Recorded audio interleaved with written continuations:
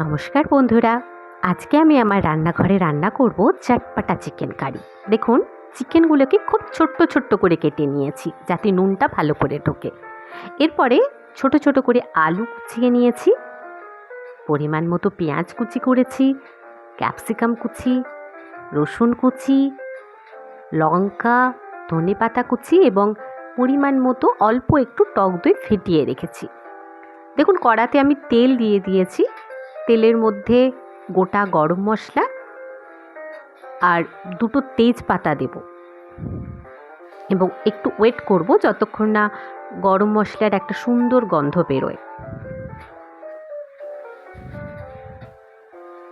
দেখুন, গরম মশলাটা, তেলটা ভালো মতো গরম হয়ে গেছে এবং গরম মশলা একটা সুন্দর গন্ধ বেরিয়েছে। এরপরে আমি আলুগুলো দিয়ে দেবো, যেগুলো কুচি কুচি করে কেটে রেখেছিলাম। একটু নুন দেব যাতে আলুগুলোর মধ্যে নুনটা ভালো করে ঢুকে যায়। আলুগুলো দেখুন আমি ভালো করে ভেজে নিয়েছি। এরপরে পেঁয়াজগুলো আমি দিয়ে দেবো। ভালো করে আলু এবং পেঁয়াজটা ভালো করে ভাজতে হবে।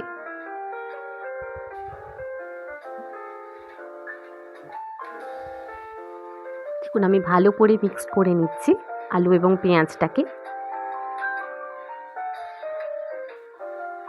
দেখুন, ভালো করে মোটামুটি ভাজা হয়ে গেছে, একটু লাল লাল করে। এরপরে আমি রসুন কুচিগুলো দিয়ে দেবো।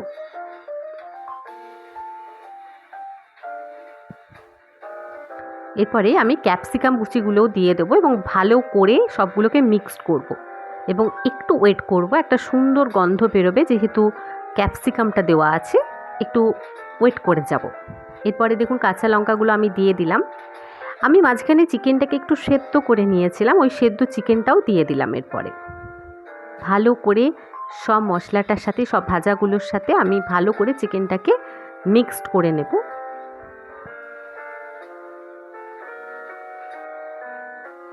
দেখুন, আমি দিয়েছি হলুদ গুঁড়ো, লঙ্কা গুঁড়ো এবং ধনে গুঁড়ো দিয়ে ভালো করে মশলাটা মিক্সড করতে হবে চিকেনটার সাথে, যাতে মশলার কাঁচা কাঁচা গন্ধটা না থাকে।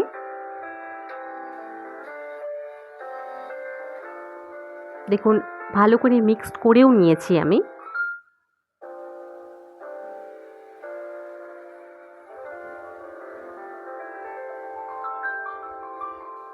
এরপর একটু ঢাকা দিয়ে দেবো যাতে মানে চিকেনটার মধ্যে নুনটা ভালো করে ঢোকে। এরপরে দেখুন, আমি যে ফিটিয়ে রেখেছিলাম টক দইটা, ফ্যাটানো টক দইটা দিয়ে দেবো।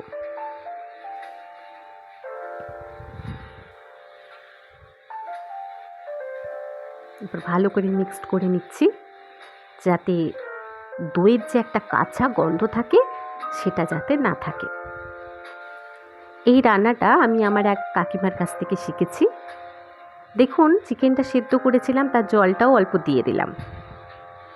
আপনারা ঘরে বানিয়ে দেখবেন, রান্নাটা সত্যিই খুব ভালো হয়।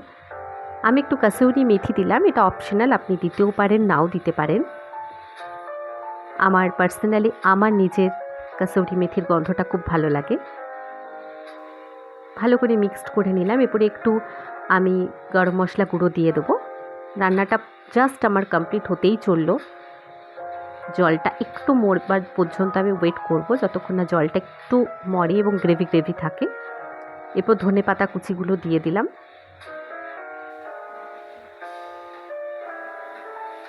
দেখুন, রান্নাটা আমার কমপ্লিট হয়ে গেছে, কি সুন্দর দেখতে হয়েছে দেখুন। এবং একটু ঘি দিলাম ওপর থেকে, টেস্টটাকে আরও ভালো করে। সেটাও অপশনাল, আপনি দিলেও দিতে পারেন, নাও দিলেও দিতে পারেন। দেখুন, আমার রান্না জাস্ট কমপ্লিট হয়েছে। ফ্রায়েড রাইস, পরোটা, লুচি, নান, বাটার নান, যে কোনো যা কিছুর সাথে আপনি ইচ্ছে খেতে পারেন, ভীষণ ভালো লাগবে। ট্রাই করুন।